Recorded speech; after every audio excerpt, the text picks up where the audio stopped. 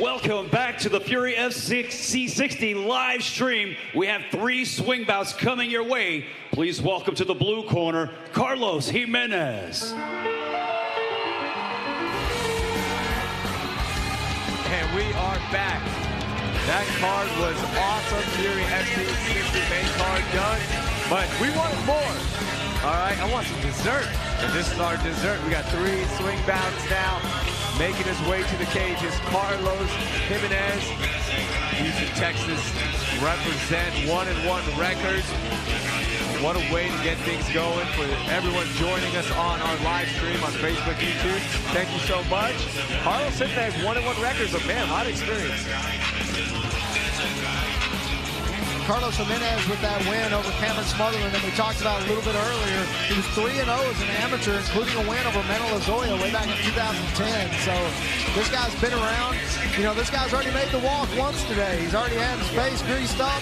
And we were just about to get ready for this fight earlier when they instructed us to come off the broadcast. So we'll see how this second walk has affected him. If he's ready, I'm sure he's ready to go. Yeah, Michael, it's funny you mentioned he fought Mental Azoya as an amateur, then he fought Smotherman and got the win, then he fought Eduardo Anaya and lost that fight. It was a great fight.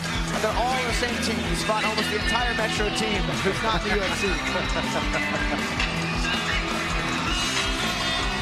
We hear the crowd still excited for Houston's own. Welcome to the red corner, Orepeza. And his opponent, Orepeza, has been conditioning really hard for this fight. His second pro fight, lost his pro debut, but 6-2 in his amateur career, Michael.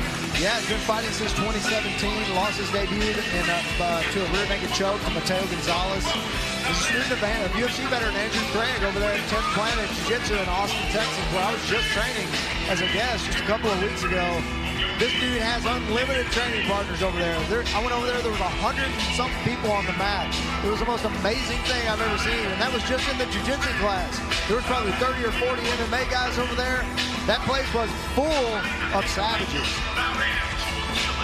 Let's take a look at our pair on the tape in this bantamweight division showdown. The 5-inch reach advantage for Carlos Jimenez. Height, 1-inch advantage for the 35-year-old Carlos Jimenez. And weighing in at 136.4 was Carlos. And thank you to Sheet Underwear for that tail of the tape. Good to see Andrew Craig back here in his city of Houston. Longtime MMA mainstay. Fun fact, my first ever MMA broadcast was with Andrew Craig. And let's go inside the weigh.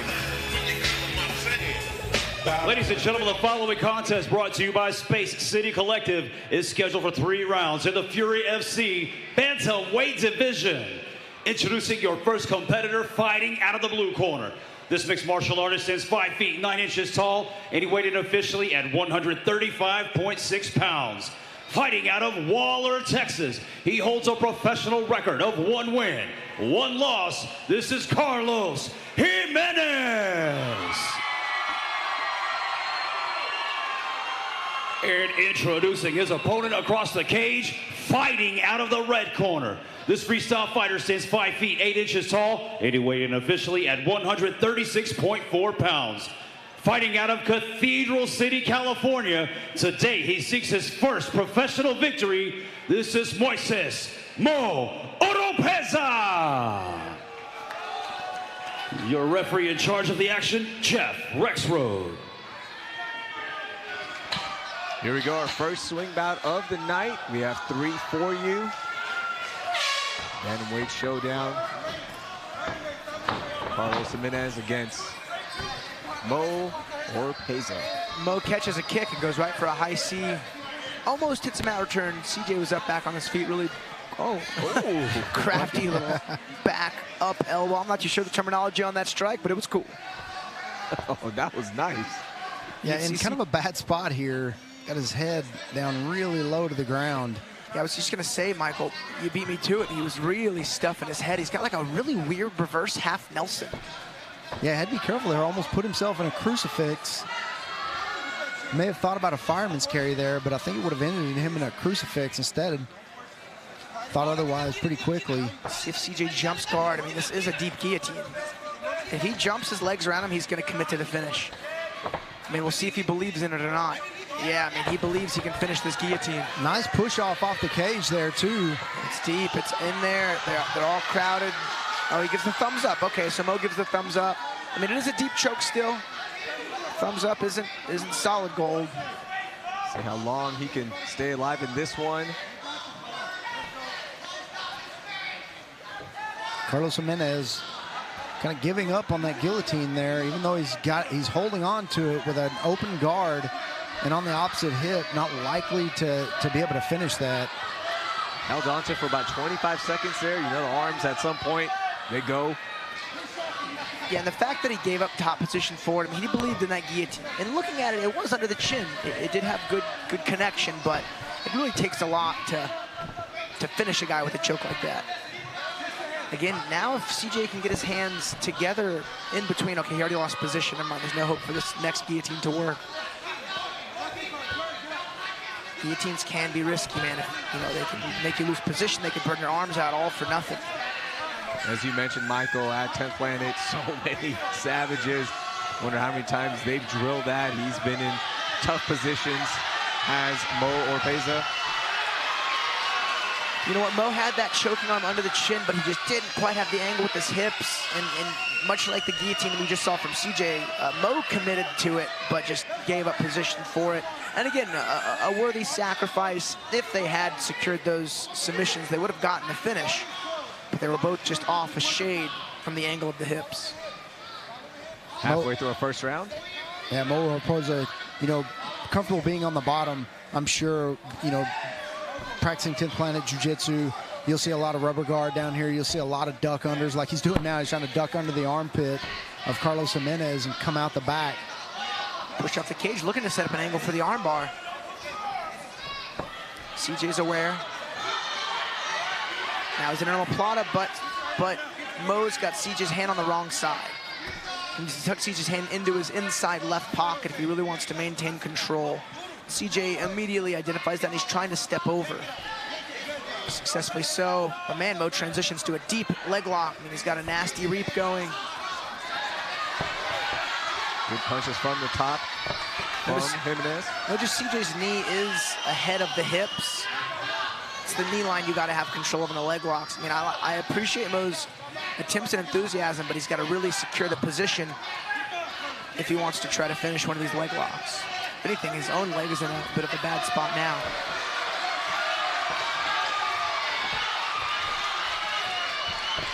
Rolling leg lock again.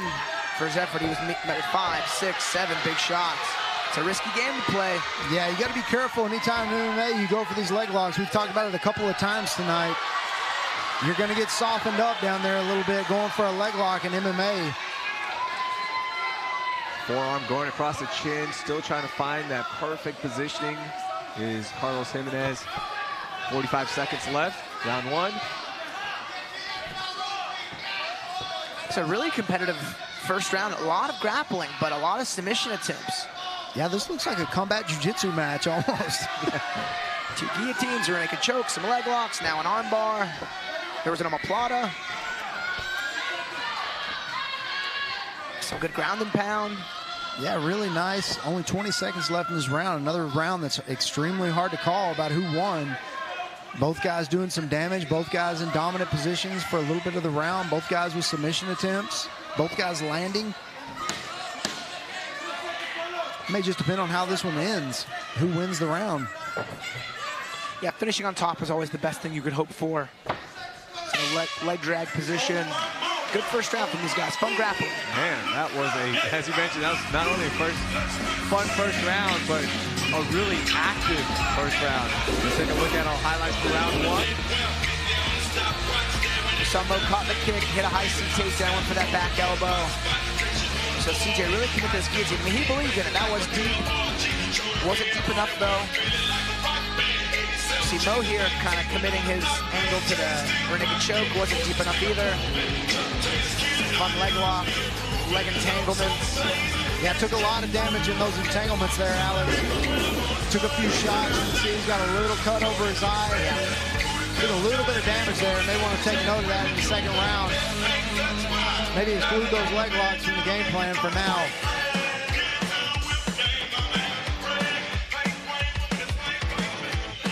Carlos Jimenez choosing not to sit on the stool in between rounds.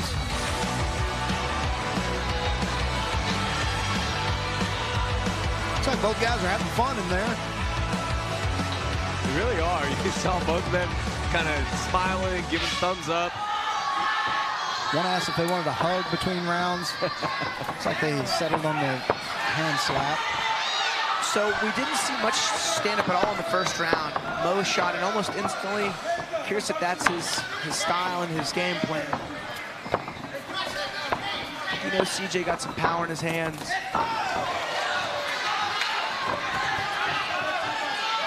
Good knees there from Mo, and a full tie clinch. Met with some uppercuts from CJ. Both guys doing damage.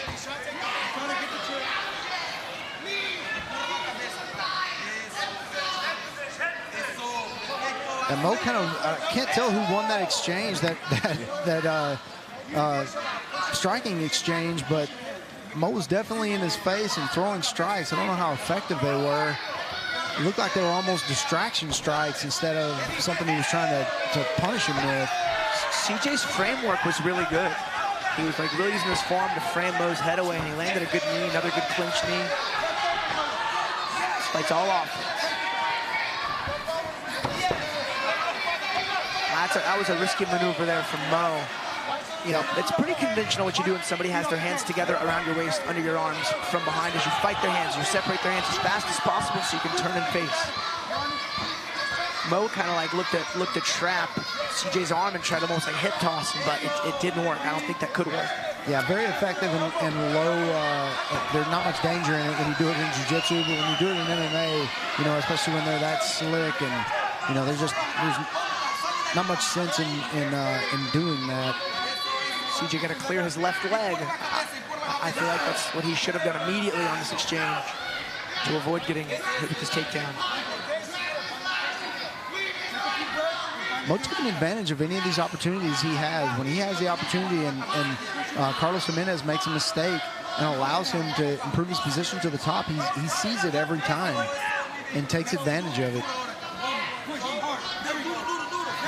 Carlos Jimenez right there in his corner. You see the 4-ounce Fight Club corner. So he's so relaxed, just getting instructions. So to deal with these weird leg figure fours, you have to usually frame on their knee and pull one of your legs all the way out. So then you can post with that leg or push off with that leg and try to get their hips a little further back. You saw CJ do that. He got one of his legs free. That's the knee line that's been cleared. Now he's posting, and he's got to commit to it now. I mean, or else the energy was for nothing. Again, he elects to go for a Kimura. And again, I don't mind all this high offense. It's fun to watch. It may not be the safest thing to do, but people don't choose to fight in a cage because they're playing it safe. Yeah. Myself included. 2 minutes left, round 2.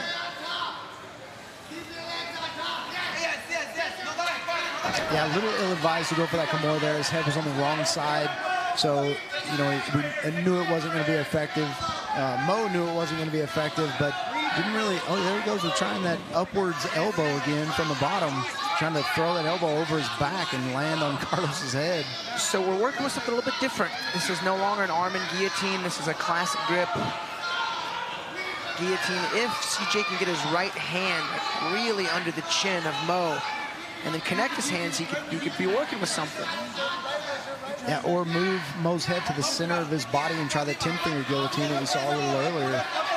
There's a cool variation of the 10-finger guillotine where, you know, you have your fingers under their chin and you back their back up against the cage and use their chest to push their head down. It's called the executioner's choke. It's a really interesting variation, only for MMA, because you need the cage to finish it. Little ankle pick there from Mo. Down elbow there from CJ. Yeah, if you've never had an executioner choke done to you, Alex Morano's available. Woodlands, Gracie Baja Woodlands. They're rough and they're mean. Yeah, they I are. only save that technique for people I'm not very fond of. Like an opponent. Yeah, Alex has done it to me 5 times. 30 seconds. About 30 seconds left here in round 2. Against Carlos Jimenez. Working. Yeah, again, another round where both guys, I mean, I think Mo Orepeza has spent more time on top, but both guys have had highlights here in the second round also. Good punches there to end the round from Mo Orepeza. And I think that may be the difference. Mo Orepeza so far, if he finishes here, will finish both rounds in dominant positions. And that may be the difference in the rounds. And maybe it should be the way they finish. They're so close. I'll tell you, he's got a decent cut over his right eyelid. It's in a bad spot. It's under his eyebrow, just above his eyelashes. Thankfully, it's not bleeding too much, but it is long. It's about 1 inch long, maybe a little less, but it's in a bad spot. Yeah, he suffered both of those from trying that ankle lock early in the fight. Took a lot of damage trying that. You see here, there's that Kimura attempt from Carlos Jimenez. You know, Mo Orepeza's head was on the wrong side. Neither fighter dominating either one in the positions, but it's just a matter of who's spending more time on top position, and so far it's been Mo Orepeza.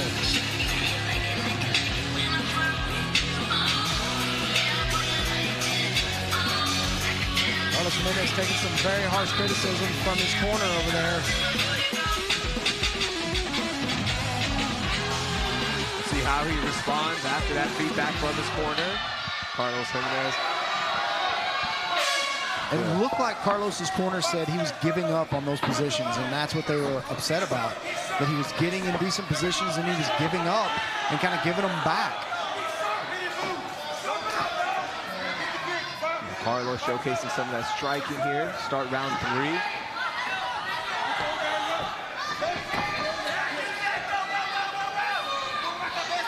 Ooh, very close. Mo Orepeza caught that leg and had it elevated. Couldn't get quite in position. It's almost like Mo chooses to put his head in. Good switch attempt there from Carlos. It was successful. Yeah, it was successful, but again, his head was on the wrong side of his body. Yeah. If the head's on the right side of the body, Mo Orepeza face plants down, and those switches are very, very effective. You know, Carlos is making the right decision sometimes at the wrong time, or it's the right decision, but it's just incomplete.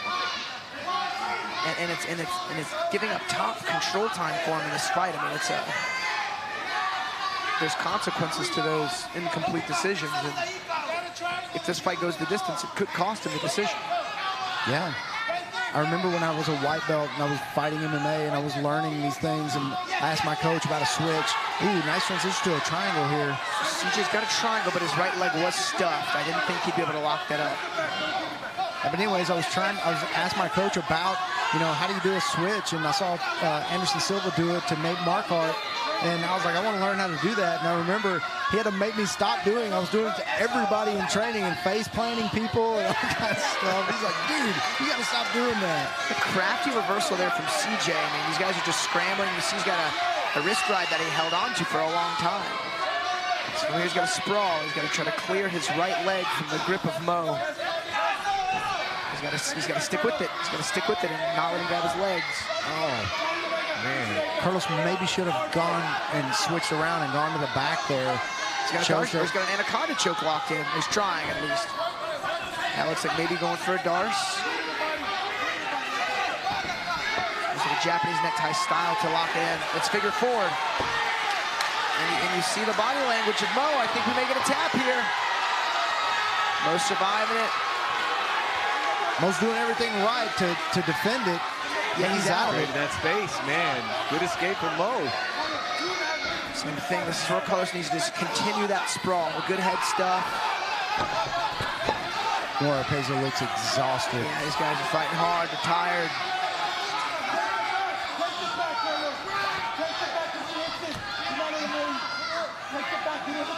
Mo's cornerman's gonna have a hoarse voice tomorrow. He's been shouting very clear and loud grappling instructions. And Mo's doing the job. He's listening, he's reacting, he's hustling, even though he's just dead tired. You can see some of that fatigue setting in on Carlos as well now. as you mentioned, Michael, his corner before telling him, like, why are you just kind of giving up on that position? Yeah, he kind of fell off the back there of Mo. Probably going to stop this here for just a second to cut that excess tape off.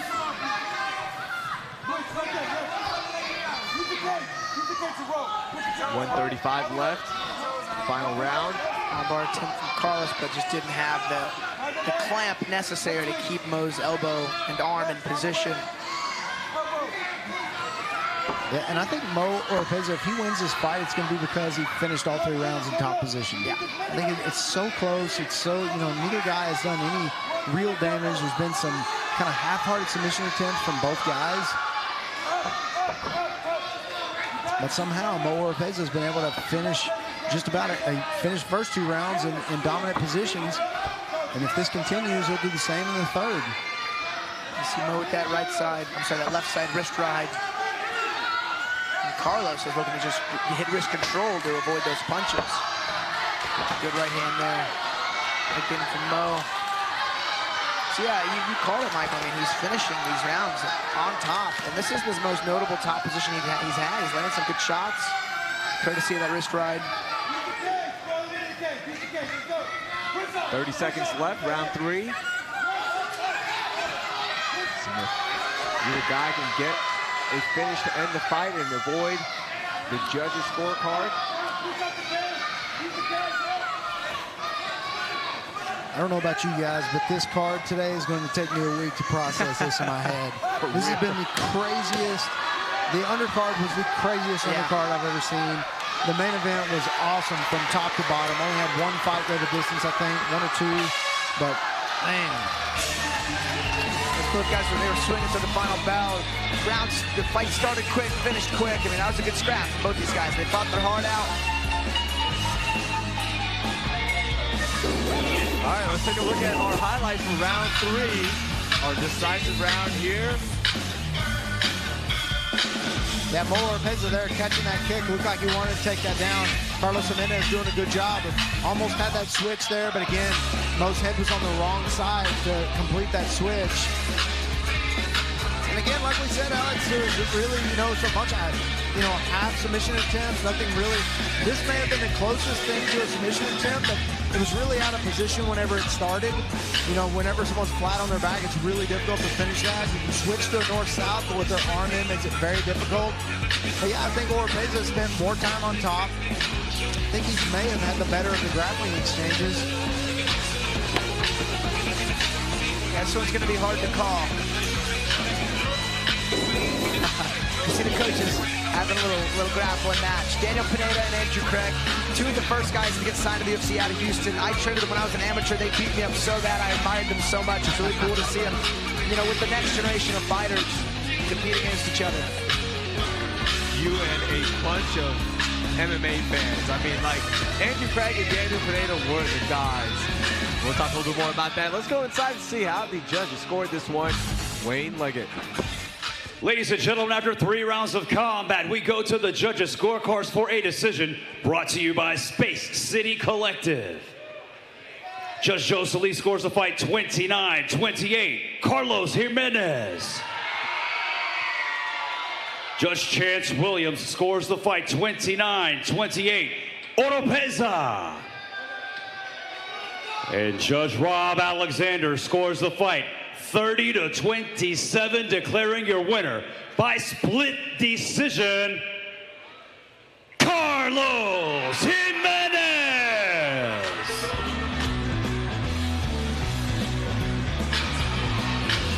Congratulations to Carlos Jimenez on that win. Gets his second win. And now 2 fights left on this swing bout broadcast of Fury FC 60. Yeah, a little surprised about that last decision, but again, in a fight that close and no one's taking a ton of chances, they had some great grappling exchanges, but just not a lot to go on there. So when you leave it that close and in the judge's hands, that can happen. I know Carlos has something to say real quick, please. I wanted to dedicate this fight to Brent Rawlings, RIP. With my buddy's father, he passed away this morning. And I knew that man, he helped me with this company, PBR, and he helped us get down with the dirt work. That's what we do.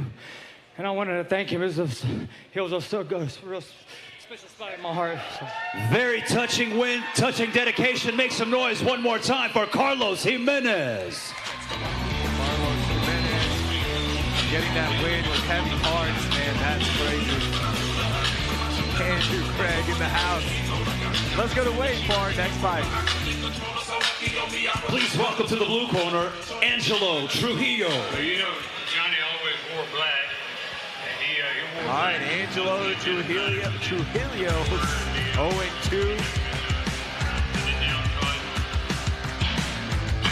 Fighting out of Grand Junction, Colorado. Very skilled stand-up fighter, strong for that 125 division. It's going to be a fun one. Don't let that record fool you. Yeah, I mean, he's a K1 fighter. He's lost to Mario Suazo and Oscar Herrera. You know, he's got quite a bit of experience. He was 5 and 6 as an amateur. Been fighting since 2016. Fights at trains at elevation out there in Colorado. So this guy's, we've watched him. He's a very entertaining fighter. We've watched him a couple of times. So looking forward to seeing him in here against Joshua Van, who's very, very tough and very highly, he's on the rise. He absolutely is. He's going to have his work cut out for him. Is Angelo Trujillo getting the final preparations done there. And the final check by Jeff Rexroad. It's been like an alumni day here for Houston MMA. Jeff Rexroad, Andrew Craig, Daniel Pineda. Yeah, Joe Solis. You got everybody here today. This is a big night for MMA here in Houston, Texas. You got Mick Maynard in the house. Please welcome to the red corner, Josh Van. All right, Joshua Van has become one of my favorite fighters to watch here at Fury FC because he is just going to throw hands. He does not care. He has one mission, and that mission is to get a knockout win. Has been training really hard for this fight. Yeah, and ever since his debut, ever since his pro debut, he's been very, very active. This kid is trying, at 20 years old, he's not taking his time at all. He is climbing to the top as quick as he possibly can. The one fight that he lost against Devin Jackson was by rear naked choke in a fight that he was winning. Made one mistake. You can't make mistakes against other pros because they capitalize on them almost every time. And I think he learned a lot from that. His next fight he came out had a dominant win.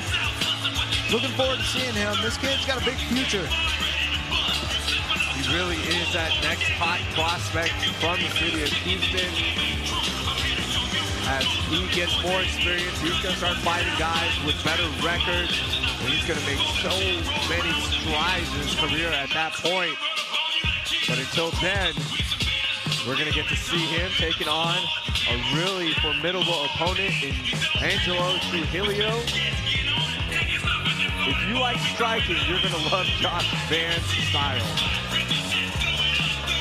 Yeah, he's another guy that's all gas and no brakes. Jumps in there, jumps in the pocket, and is ready to bang whenever you are. Let's go inside the ring. Ladies and gentlemen, the following contest brought to you by CleanAthlete.org is scheduled for 3 rounds in the Fury FC Flyweight Division. Introducing your first competitor fighting out of the blue corner.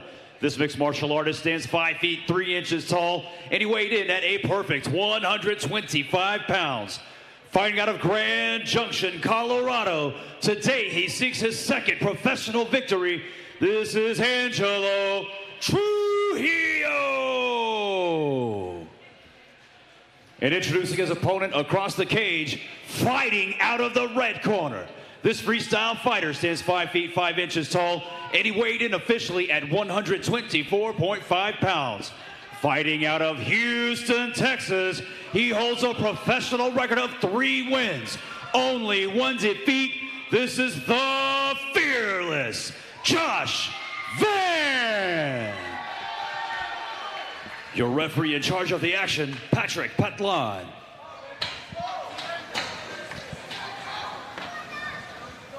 Here we go, Josh Van, the fearless Angelo Trujillo. Flyweight showdown. Both fighters touch gloves, and Off to the races we go. Michael Alexander, Rahil Ramzanawi. Alex Morano is going to be cornering the next fight, so he's no longer with us on this broadcast. And as mentioned, Michael, you're going to get some crazy exchanges from both Josh and Angelo. Yeah, these guys are, like I said, all gas and no brakes, and you know they're going for broke right here in the first 30 seconds of this fight. Looks like they're slowing down just a little bit. They're probably just now 40 seconds into this fight realizing the fight started. They came out guns ablaze. That was awesome. Man. This is the first time they've thought about what's happening in this round. Let's see what kind of adjustments are made now. Both guys getting a moment to kind of come off that high. Big takedown there from Angelo Trujillo. And we haven't seen a lot of Josh on the ground, you know, especially from his back. You know, we did see the rear naked choke loss to Devin Jackson. Got to be careful here. Does a good job of thwarting that guillotine choke. Angelo Trujillo jumped up there and jumped on for that standing guillotine.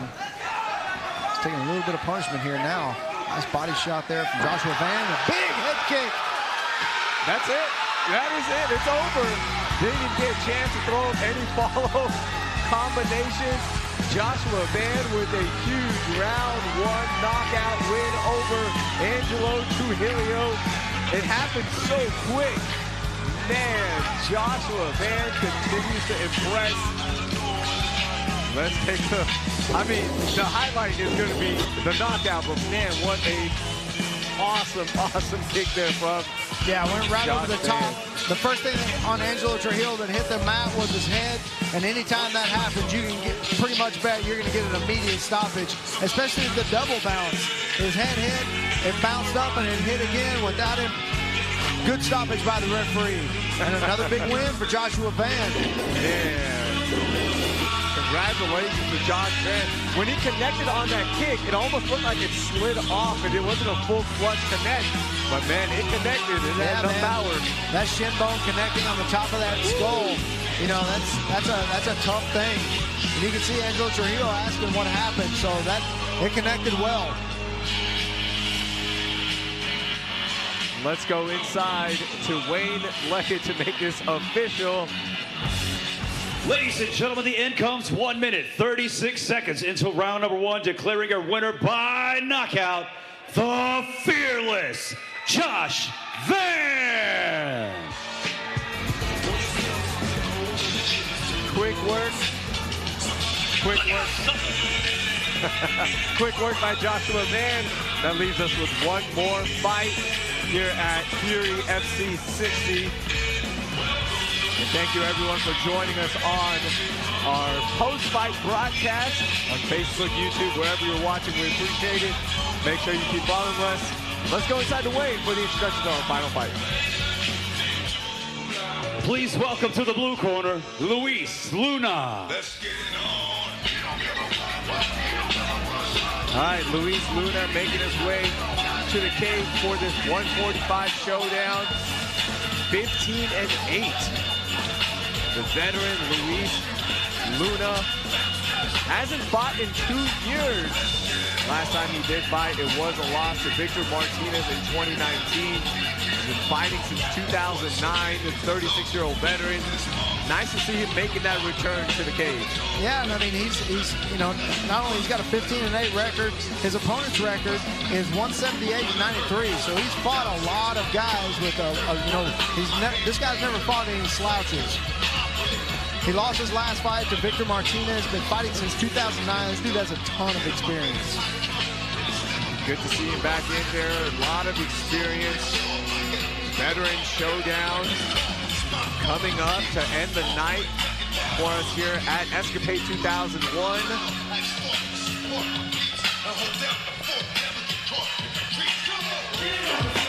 Please welcome to the red corner, Cameron Graves.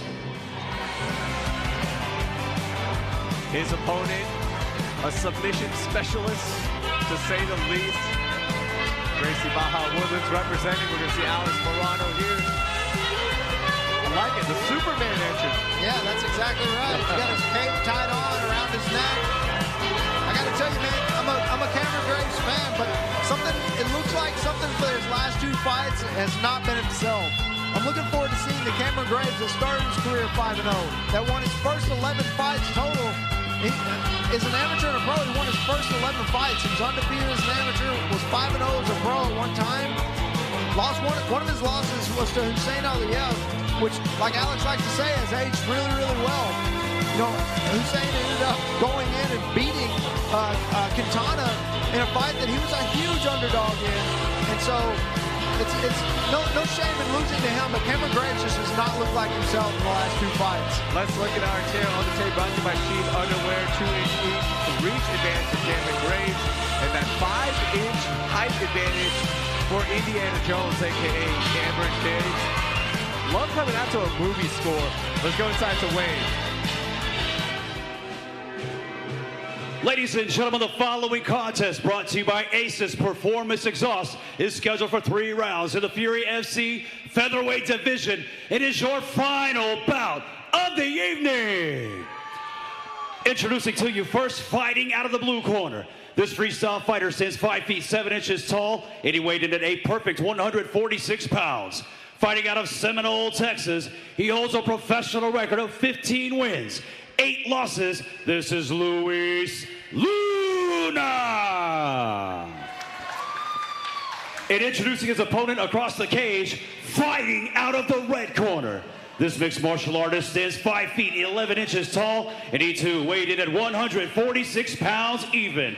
Fighting out of Houston, Texas, he holds a professional record of 9 wins, 5 losses. This is Cameron Camelot Graves. Your referee in charge of the action, Jeff Rexroad. Here we go, last fight of the night on one of the craziest cards we've ever been a part of, Raheel. Let's see how it finishes. If it finishes in Fury fashion with just as much craziness as gone on the rest of the night. There's something in the air tonight, man. We only had 2 decisions on our main card. We've had epic knockouts. We've had great come-from-behind wins in our prelim card. Just one for the ages, yeah, man. Huge upsets tonight. Just unbelievable. And now here we are, the last fight of the night. Luis Luna versus Cameron Graves. As you mentioned, you're looking for that magic again from Cameron Graves. Yeah, Cameron, a highly skilled fighter. You know, really, really fun to watch. Good grappling, good striking. Just doesn't feel like he's been himself for his last 2 fights.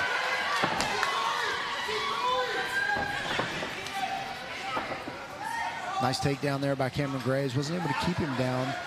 Luis Luna fighting out of Jackson Wink MMA, so, you know, no shortage of horses over there that he's training with. Conditioning, the elevation. Love Albuquerque. Oh, I love everything but the elevation. Yeah. If you've ever trained at elevation, this is it's no joke. Now I'm craving a cinnamon roll from Frontier Cafe in Albuquerque. The best cinnamon roll in the world. Well, if you're listening, you just got a nice shout out from Raheel on UFC Fight Pass on Facebook Live. Let's get him some cinnamon rolls. Good punches from the top there for Cameron Graves.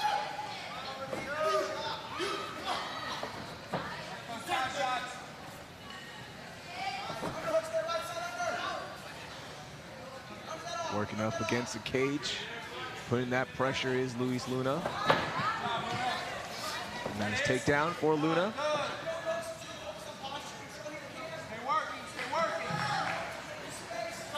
Yeah, Cameron works well from the bottom. But Luis Luna doing a good job of staying postured up. Got to be careful of those long legs of Cameron Graves. You end up very quickly in a triangle. See Alex Morano on our screen there, for those of you who missed him.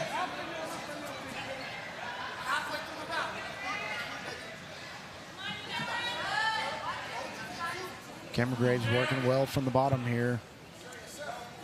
He's get a little bit, there he goes, he's going to stand up now. Luis Luna looks like he kind of baited him into that stand up, maybe wanted to try that guillotine.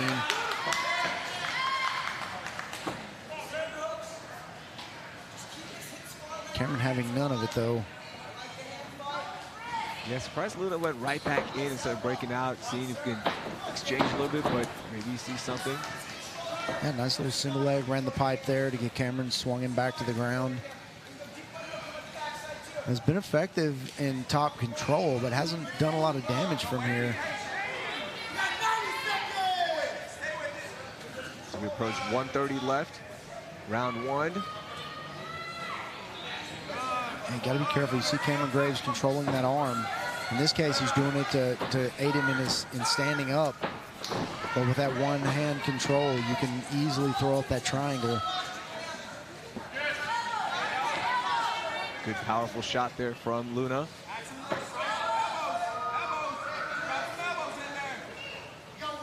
Yeah, always tough for these swing bouts to go back after the main card.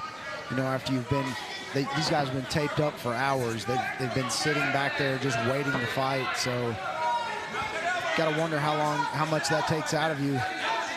Looks like Luis Luna has responded to it a little better than Cameron has so far. Not only that waiting, but also the energy changes here in the venue as well, right? Like the high of the main card, the huge finishes, and then it slowly starts getting drained down, and you have to kind of create your own energy, which, look, you signed up for that. You're a fighter, you're a professional, but it is tough.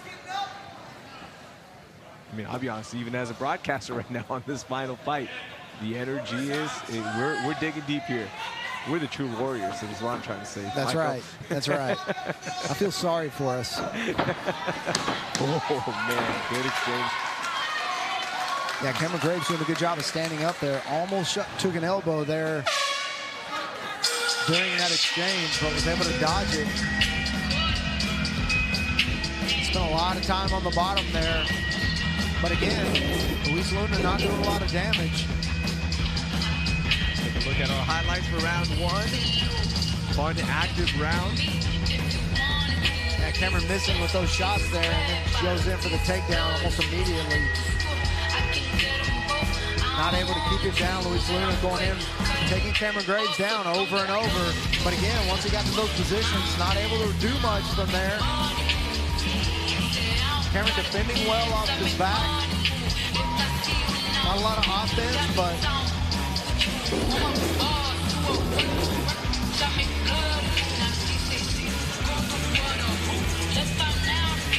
Luna catching his breath.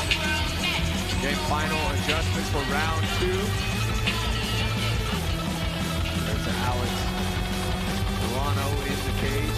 Giving Cameron Graves his final instructions for round 2. Adjustments being made. And off to round 2 we go in our final fight of the night. yeah, undoubtedly Alex told Cameron Graves he's got to keep that jab out in the front of Luis Luna to keep that distance. Again, not a lot of damage from the ground, but probably won that first round just by controlling the top position for most of the round. Nice exchange there. Good left hand from Cameron Graves.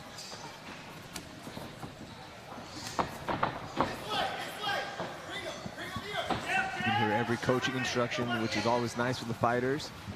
Get their adjustments.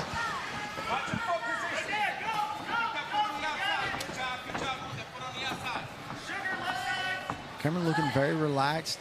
Doesn't look settled in his striking just yet. Still trying to find that range. It's a nice left hand there. He's taking a couple of shots. Luis Luna hasn't fought in 2 years. Looking great, by the way, for his return. So far looking great. I think Cameron may have messed up there. I think so far his advantage has been in the distance.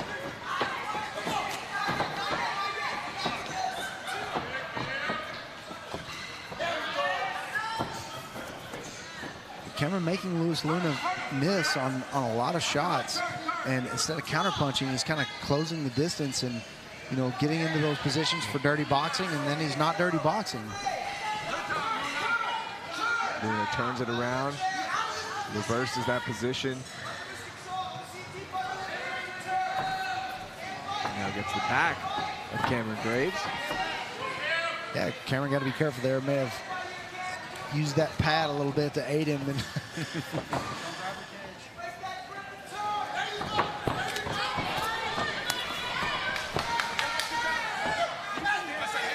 Cameron with a good break there. Saw him go for that clinch, but then let it go. Luna also slipped out a little bit. Luna's been throwing that uppercut a few times in that distance. And like I said, Cameron is making Lewis miss. His counter striking is just a little bit off point. He's landed a few good punches. Looks like Luis Luna is starting to fade just a little bit, though. Halfway through round 2. Nice body kick by Luna.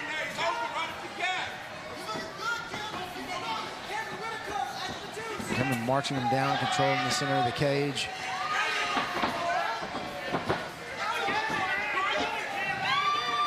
Cameron's starting to loosen up a little bit and let his hands go a little bit. Looking more like vintage Cameron Graves. A nice left hand there. Straight down the pipe. And that's what you wanted to see, just more of that loosen up, just be yourself. Open up those hands a little bit, showcase that already excellent ground game. Yeah, throw some combinations, you know, don't just, right now he's one-timing him and, you know, he's landing, but it's one punch.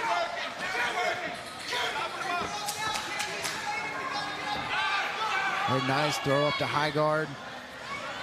Danger of a triangle here. He's got almost had an omoplata, but Luis Luna slips right out of it. 120 left, round 2. Back to the feet we go.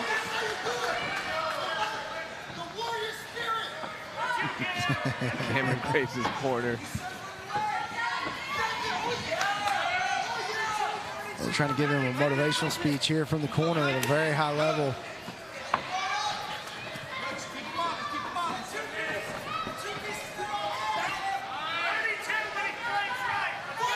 Cameron Graves still walking him down. Nice little front kick there to the body. Cameron doing a great job of keeping his head off center. He's just not landing those counters. I got to think that that'll pay off here pretty soon. Cameron keep making him miss and keeps countering. He'll land one of those punches here pretty soon.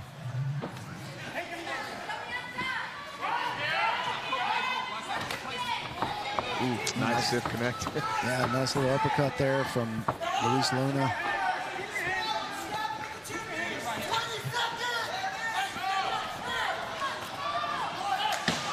I just feel like with Cameron's length and you know how much taller he is, he's not using his height well at this point of the fight. All right, to the third round we go.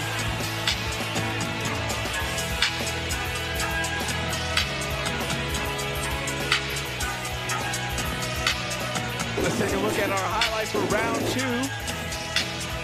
Good connect there from Cameron Graves. Yeah, Cameron Graves connecting well here in the second round. You know, he was able to keep from getting taken down a couple of times. He was able to get back up when he was taken down a couple of times with no damage. I think that was a clear Cameron Graves round in round 2. Round 1 very, very close, but you see that nice left hand there from Cameron. Landed that a couple of times there. And you see Cameron does a great job of keeping his head off center, making Luis Luna miss with those punches. The counters just aren't landing yet. He's landed a few when he's been the aggressor, but those counter punches just haven't landed yet. But I have a feeling they will. As Luna gets a little more tired, they'll land. And we got one more round to see how this plays out.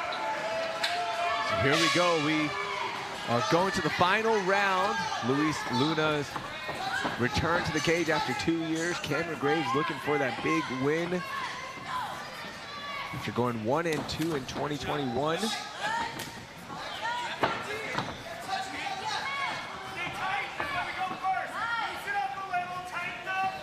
Yeah, Cameron's still putting the pressure on Luis Luna.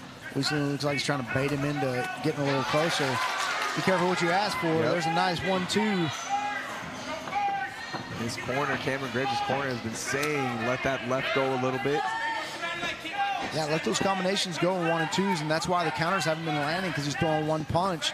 And even though he's you know, missing, the shots are missing him, he's missing because he's not throwing combinations. Shot there from Very nice. Nice transition out. Yeah, we saw it very close. You know, Luis Luna tried to go in. Cameron Graves pulled a switch, so Luis Luna switched his stance halfway through and ended up getting taken down to the back, but better than the alternative. Whenever an effective switch happens, usually you face plant down on the mat. Not a comfortable place to be.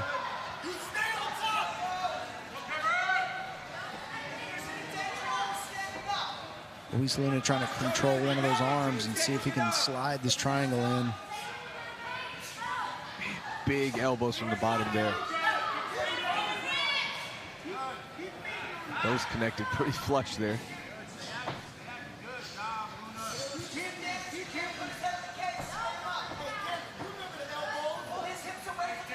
Yeah, Cameron, the taller fighter, not able to get past the guard of Luis Luna. Pushing him up against the cage. Getting his head, he's right in front of his corner now.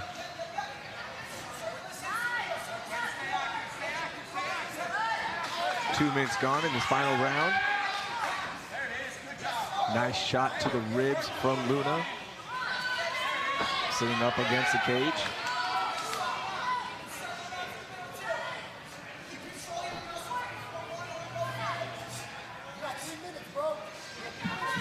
Good work, just peppering in some shots there. Yeah, Cameron Graves doing a good job from the top position here, but again, not doling out much damage. Luis Luna doing a good job of mitigating that damage from the bottom. He may have made a mistake there, but maybe not. Back to his feet now. Now in offensive position with Cameron. Nice trip. Get Cameron back down to the mat. Cameron trying to make that space there, but Luna relentless in those takedown attempts. Got about 2 minutes left.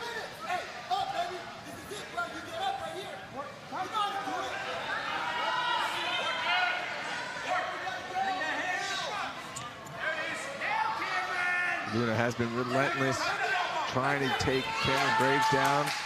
Almost back to his feet is Cameron Graves. Luna has not let go, as staying really tight with Cameron. Yeah, Luna's been relentless with those takedown attempts, but he really hasn't done any damage once he gets down there. Yeah. He's kind of holding him down there. Yeah, most of his damage was when he was on the bottom and he was throwing those major elbows connecting. Yeah, Cameron in a good position here. When he had his heels in his hips, that's when he should have slid down to his back and then pushed Luis Luna off and then, you know, scrambled up to his feet immediately. Under 1 minute left. Round 3, final fight of the night. Thank you everyone for joining us on Fury FC 60. It's been a great card so far. Don't forget, May 8th, we're heading to Edinburgh. Fury FC 61. Make sure you follow us on social media at Fury Fighting on Instagram for the latest on our cards, fighter info, and recaps and pictures from Fury FC 60.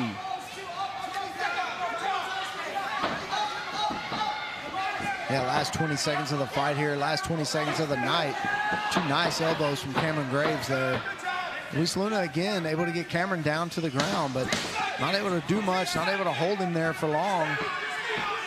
And like you said, Raheel, his most effective fighting was from the bottom when he was throwing those elbows up. So again, a very close match. We'll go to the scorecards, but first we look at our highlights for round 3 between Cameron Graves and Luis Luna.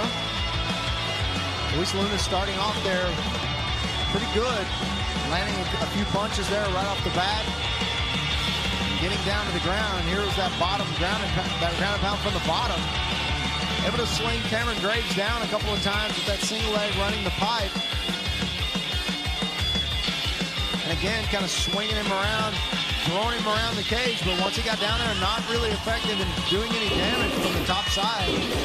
No ground and pound, no real submission attempts. So, I don't know, this may be a Cameron Graves win as far as I can see. Maybe 2 rounds to 1.